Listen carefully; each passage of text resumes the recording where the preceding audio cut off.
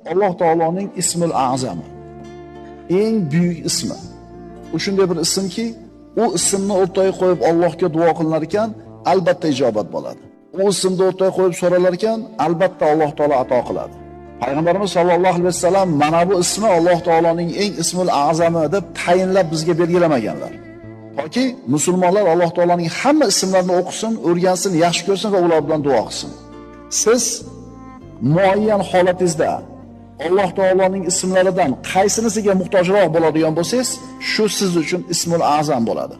Agar siz faqir, kambag'al bo'lsangiz, Alloh taoloning Al-G'ani ismi, behojat, boy ma'nodagi ismi sizga mana shu ismul a'zam bo'ladi.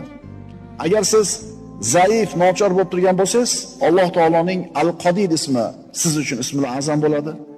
Agar adashgan bo'lsangiz, Al-Hadi, to'g'ri yo'lga boshlovchi ismi, Al-Hadi ismi siz uchun eng ulug' ism bo'ladi. Kasalmisiz? Ash-Shafi ismi sizga ismul a'zam. Yordam kerakmi?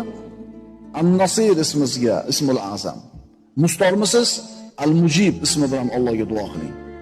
Muayyan holatda muayyan ism siz uchun ismul a'zam bo'ladi.